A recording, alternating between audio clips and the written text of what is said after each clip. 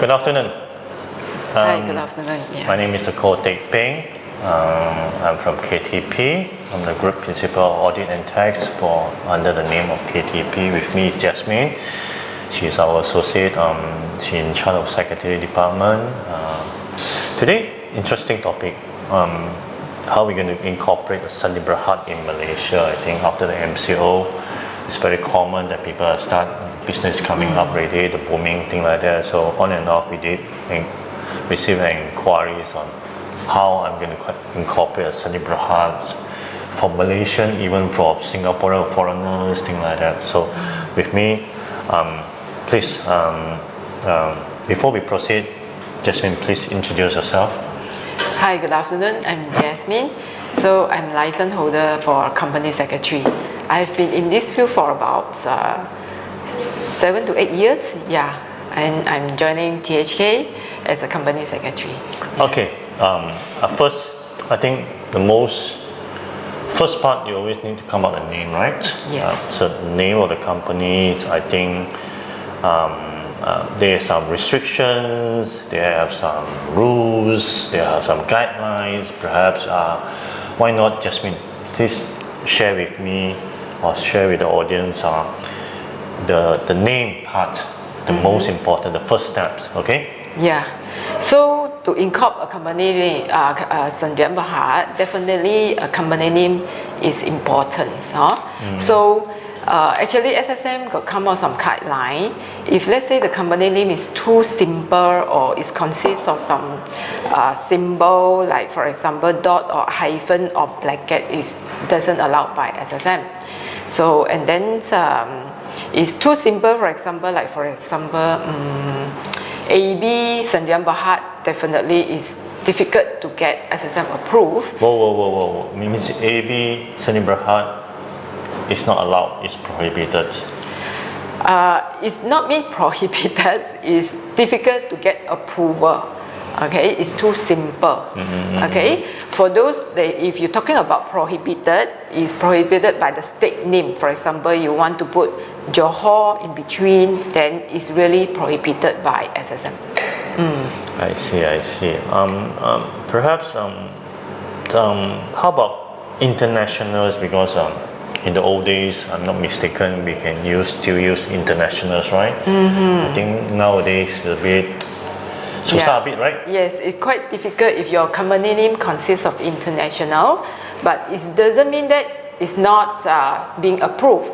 If you could provide some document to prove that your company going to deal with some international business, like those kind of import-export document, or your client or supplier from the international base to support your application for the name, maybe SSM could approve for using the kind of international words in the company name. Yeah. So first criteria is always check with SSM's guideline. There's a prohibitions like the state name, as we mentioned, the special word like internationals. I'm not mistaken, I think company is not allowed.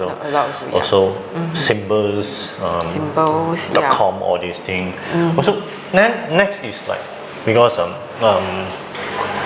interesting questions always come to me. It's like, can I incorporate a company, say blah blah blah ABC Sdn Bhd, which her name is quite similar to others' names, things like that. So what's your recommendations? If similarity, you have to get the first company been using that name to get the company consent letter before you proceed for using the same name that has been used by other people. So correct me if I'm wrong, because let's say within a group of companies, I don't think it's a problem, right? Yes. But if you want to get a name consent from strangers, a bit difficult. I don't think they will allow you to use that, except with special kind of language, then to get the approval from the director. So is there how long it takes the process to get the name, something like that? Through our experience, normally it will take 1 or 2 days time, but sometimes it still depends. it still depends, you know. Normally 1 or 2 days time, SSM will approve the names. Okay, correct me I'm wrong because I'm not in the secretary department. Sometimes client call me, I say that why not you Google yourself a bit whether the name is being used, things like that. Is it a safe yes, approach, yes. thing like that? Normally, if client approaches, we will normally help our client to check through the my core ID, you know, my data. Yeah. Of course, your secretary part is access to my core ID, but for layman people in the street, it's Google search is a good. Now it's ChatGPT already. Yeah. Is Google search is a good idea? Normally you can use my data also. You no need to have I mean you no need to go to Google, so my data also can search the name whether got any similarity. I see. It's interesting. Okay, I think name parts we have covered more or less already. Anything you want to highlight or everything you want to mention before we move to the next part? Mostly I think we should have covered most of the question that interesting questions. I have China clients on and off thing they come to us, thing like that. Can I have a China name? No. In Malaysia, sorry. Yeah. In Malaysia it's only English and Malay. Malay bahasa. Yes. Okay, so no Chinese name. I see it. So next is because Sdn Bhd is a separate entity under the Company Act, under the law. So you need to have shareholders, you need to have directors, things like that. Shareholders in Chinese we call it 股东 lah. In director we call it 董事 lah. So why not? Let's cover with shareholder part. Okay. How many shareholders can we have now? Okay, for Sdn Bhd is maximum up to 50. Okay. You cannot exceed more than 50. Minimum? Minimum it can be 1. Oh, but now it's totally changed already because in the old days, minimum is 2. So now it becomes single. Shareholder is allowed, meaning it's much more transparent because in moving to a current business environments, one shareholder it can be. So how about foreigner? Can foreigner become a shareholder in Malaysia? Yes. Yes, huh? Yes. Any restriction, thing like that? For shareholder, for foreigner, there's no restrictions. Because on and off, because during my time we have a foreign investment committee, thing like that, FIC, thing like that. People will ask, can I hold 100% of share in this company? Yes. It's still. Yes, single foreigner can hold 100% of the company, but to incorporate a company, single shareholder foreigner it's not an issue, but you know. Also come back to, you know, when the tax wise, so will be different tax kind of issue lah. So shareholders, so any questions on shareholder? I think the next question is should have a shareholder agreement, thing like that. It's up to the both party, right? Yes, if consist of a few shareholder, if in between them there is a special kind of arrangements, so they can come up with a shareholder agreement to fix their requirements. But more or less is covered under the M&A and or the constitutions. Like that, so a shareholder agreement is a supplementary. Supplementary, yes. Between the shareholders, thing like that. It can be done by the lawyer, right? Yeah, it could be done mostly done by the lawyer. Like that. Okay. So shareholder I've covered already. I think let's move into directors. Okay. Same. Let's talk about the numbers of directors. I believe, is there a limitation? Is there a maximum? There's currently, under the new Company Act, there is no limitation on the director. Okay, how many numbers of it? You can from single until the max that you prefer. You know, but during the old times, there is a restriction set by the M&A. Normally they will set from 2 to 9, something like that. I see. So can I check with you, is there any qualifications to become a director in Malaysia? If you talk about qualifications, the education wise, there is no restrictions, but there is a restriction on some requirement that set by SSM. For those like no offense, no bankruptcy, they are not allowed to be a director. So let me correct it. First, no bankruptcy. No bankruptcy, I think in Malaysia, yes, yeah. once you're bankrupt, you cannot become a director. So I think this is very strict. Okay, I think second thing, be a good boy or be a good girl, because once you're blacklisted by SSM, meaning blacklisted, perhaps you can elaborate more on why SSM blacklisted. Why SSM normally, like those, they have ever incorporated a company before, so the company then normally they don't submit any annual return or audit report, and there is some compounds that incurred by SSM, and then there's no clearance at all, no action being taken, so SSM will blacklist them. I see. But taken how long is that the duration is up to the SSM. This one there is no guideline. So basically, once you incorporated a 𝐶𝐶 Berhad, as I said before, it's a separate entities. Okay, so there's an annual compliance. Yes. You need to file your annual return. You need to file your audited financial statement. Failure to do so, SSM under the law will compel you. Yes. If you don't settle the compound, like the police compound, in police department, in what you cannot renew your license. In SSM, too bad you cannot open a company, right? Yes. So please, when you open a company, when you incorporate a company, make sure you settle all your wrongdoing in the past. Yes. I think everything is computerized, right? Yes, everything is one button, they will know everything, right? But currently, if there is a compound, even though you want to incorporate a company, you also SSM not allowed to for you to resign if you have been blacklisted by SSM. So moral of story, settle everything, get everything done properly accordingly. So one day they will haunt you back. Okay. Of course. Minimum age, is there any limitation in minimum age? No. Minimum age. Yes. For directorships above 18. Yeah. I think it's 18. So I think, okay, another interesting question or another FAQ is always that a Singaporean want to incorporate a company. So can a foreigner become a director?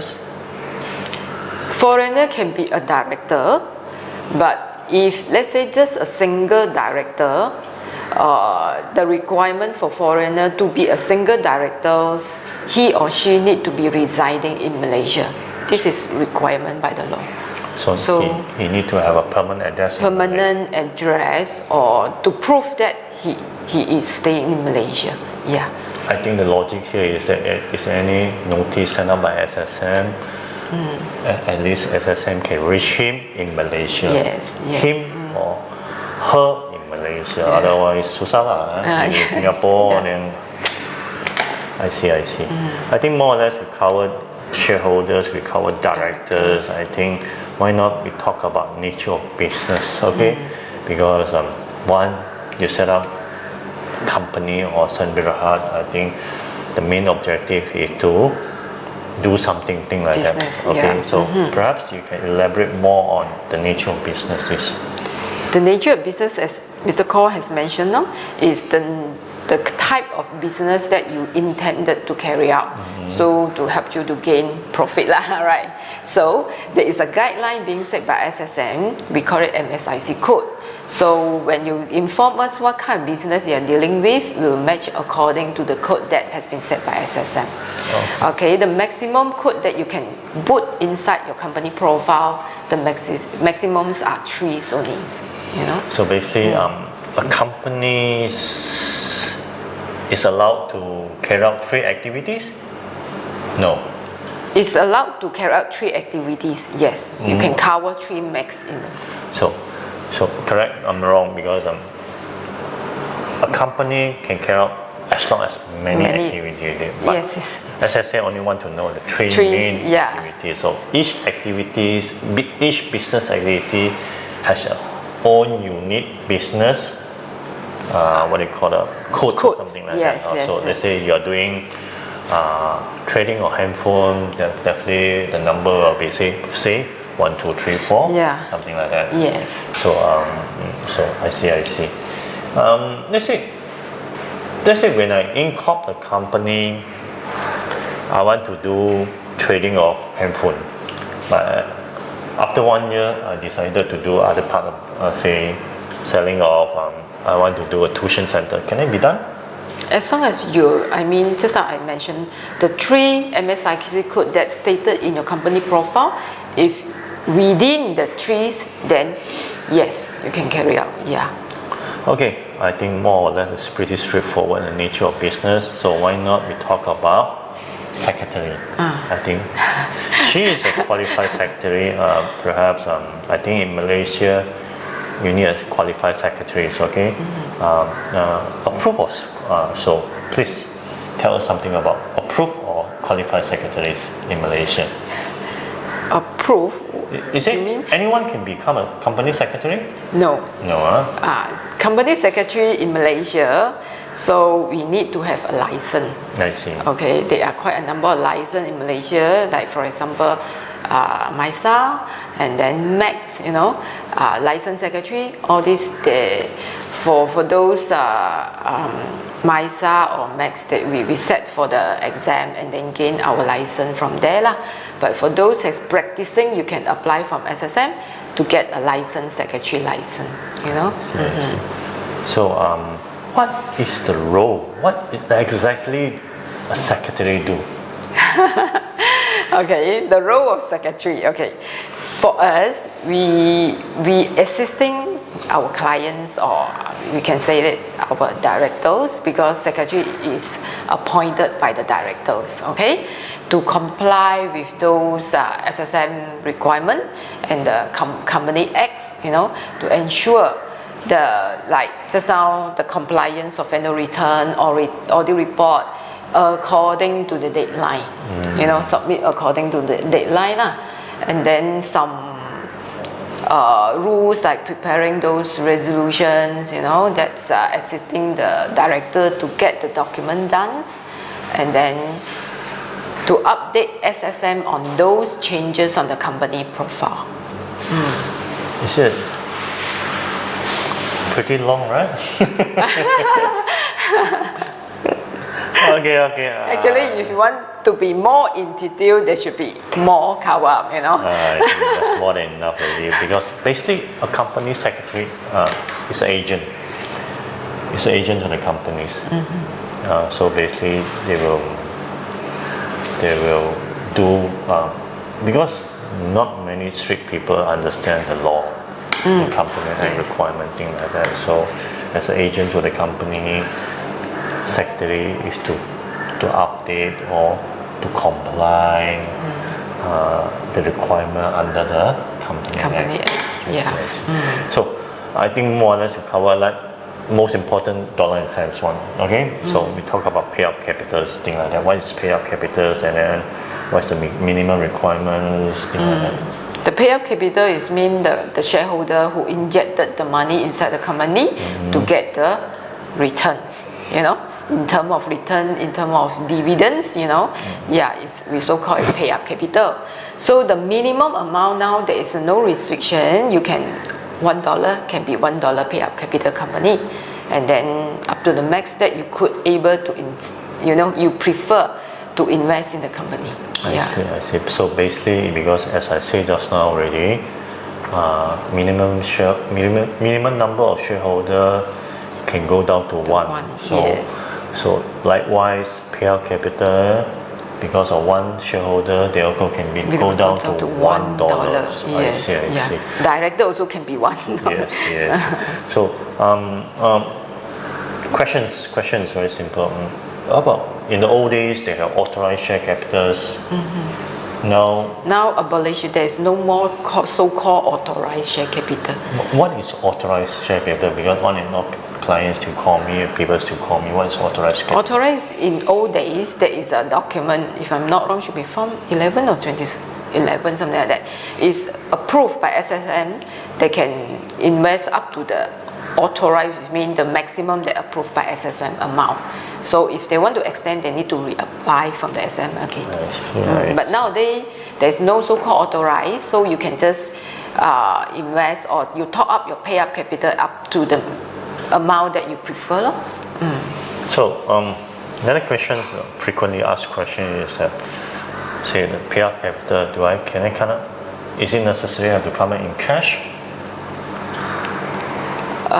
No, it's not necessary in cash, but you can be otherwise than cash. So mean you non-cash consideration also yes, can be yes, non-cash. Sometimes we so-called non-cash is mean the shareholder has from their own pocket buy, invest or renovate some amount into the company, then we convert from there. So let's say I'm driving a car, my Proton, so I say I want to bring into a company, can I say use this as a non-cash consideration for share capitals? Should be okay, right? Because debit, fixed asset, credit, director's account. In term, but we need to look at the management account to determine so whether the conversion, the book entry wise. I see. Okay. So I think how long it takes to incorporate a company from name search to end of day, the birth of the companies. To us, okay, if let's say everything runs smoothly, the line, everything runs smoothly. Perhaps let me elaborate. Let me explain. Okay, in Malaysia, it's very common. Sometimes system down.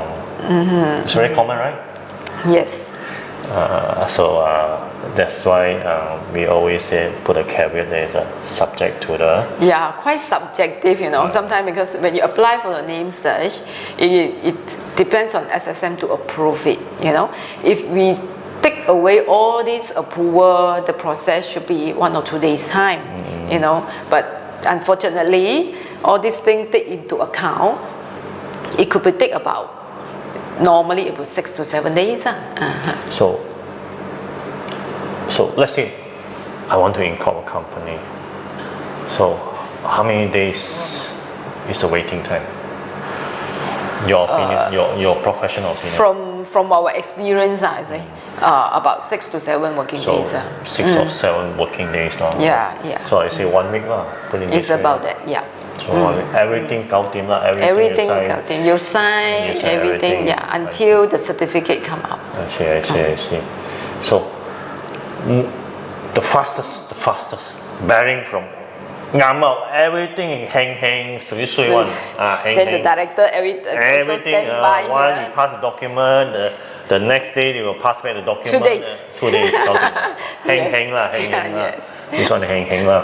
Okay. So on average, hang 2 days, 2 to 3 days lah. So on hang average is about 6 or 7 days working days, something like that. I see. So perhaps you can. In the old days we have Form 9, 49, 24, even until now. Sorry, because the new company has been changed already, with effect from 2016. Okay, so all the Form 9, 24, 49 is no longer history. Yeah. Well, surprised, the bankers didn't know. Sometimes the banker didn't know. The banker is still called sometimes, Maybe they are new, just joined the industry. I don't know. Until now, 2016 is how many years? I think close to almost 7 or 8 years already. They still talk about the old days. So what is the new form already? What is the new form? Normally, once you incorporated the companies, you could able to get a form 14. Okay, we call it super form 14, and then you can section 15. Okay, you will have section 17 and section 58. What is section 15? 15. Section 15 just a notification from SSM to inform you that the company has been incorporated. Okay. So section 17, I believe, It's a certificate. Form 9 in the past. Yes, it's a Form 9 in the past, yeah. So the super form is like a form that contains all the major information. Yes. Yes, company name, nature of business, director, shareholder. So can I say that it's a combination of Form 24 and 49, thing like that? Yes, something like that. So every time I have to explain to the bankers all these things. So secretary, anything? Or the appointment? Nowadays everything is online already, right? Yes, all online, mostly. Mostly. So I think more or less. Any issues miss up? Anything you want to? So far, if you touch on incorporation, so mostly we mostly already been covered all. So I can add on is with related to the constitutions, no?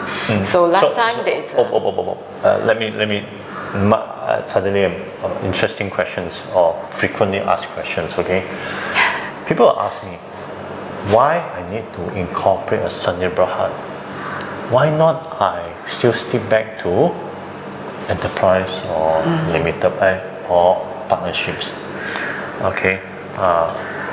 As a secretary, how are you going to explain to them what is the benefit of incorporate Sunday Berhad? So 𝐶𝐻 Berhad, everybody know, right? It's limited liability. So limited liability is up to whatever your amount has been injected in the company for the shareholder lah.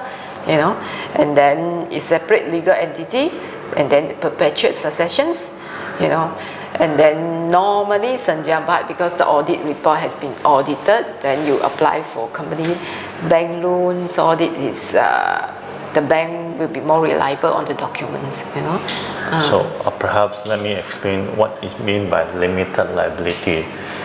In the sense that if you incorporate an enterprise or traditions, partnerships, so let's say you set up ABC enterprise, the business unluckily go into bankruptcies, meaning you own creditor a lot of money, okay? So by the term of unlimited liability, the creditor can sue your personal assets, meaning your residential house will be seized, your personal FD will be seized, things like that, everything. So limited liability meaning, as I say in the beginning of this webinar, is a separate entities limited to the number of shares and the share capital in the company. So I mean it shield the share liability from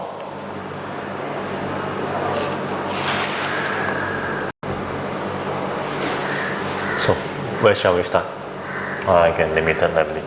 Limited liability, yeah. So by incorporating Sunday Berhad, meaning everything, your personal asset will be separated. Yes. If anything goes wrong, I mean you are safe. Okay, thing like that. I think this is the main advantage of 𝐶𝐻 Berhad. Okay. Of course, you talk about perpetual successions is very simple. If you set up enterprise, if you pass away suddenly or something like that, then the whole business will collapse or close, thing like that.